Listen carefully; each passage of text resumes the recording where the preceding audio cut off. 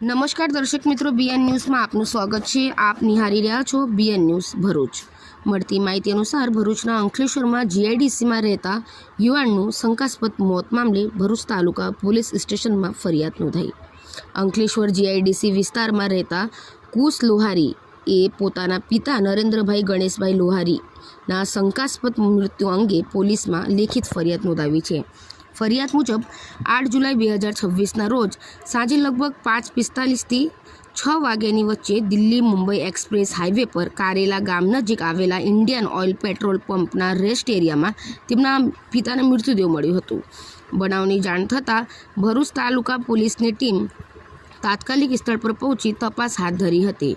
ફરિયાદમાં જણાવ્યું છે કે મૃતક પોતાની કાર નંબર GJ17XX9432 સાથે પેટ્રોલ પંપના કેપ્સમાં હાજર હતો। કોઈ અગમ્ય કારણોસર તેનું મૃત્યુ થયું હોવાની પ્રાથમિક રીતે સામે આવ્યું છે। પરિવારજનોએ ઘટનાને શંકાસ્પદ ગણાવી પોલીસ સમક્ષ તમામ હકીકતો રજૂ કરી છે અને મૃત્યુ પાછળનું સાચું કારણ બહાર લાવવા માંગી કરી છે। પોલીસે ફરિયાદના આધારે અકસ્માતે મોતનો ગુનો દાખલ કરી મૃતદેહને પોસ્ટમોર્ટમ માટે મોકલ્યો છે। સાથે જ FSL postmortem report, CCTV footage, mobile call details અને અન્ય તકનીકી પુરાવાઓના આધારે તપાસ શરૂ કરવામાં આવી છે। ઘટના સ્થળે હાજર રહેલા લોકોના નિવેદનો પણ નોંધવામાં આવી રહ્યા છે। હાલ પોલીસ દરેક સંભવિત દિશામાં તપાસ કરી રહી છે।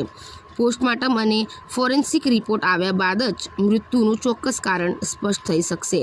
પરિવારજનોએ નિષ્પક્ષ અને ઉડાનપૂર્વક તપાસ કરીને જવાબદારો સામે કડક કાર્યવાહી કરવાની માંગણી કરી છે। Reporter Ilyas Mansuri, BN news Bharuch.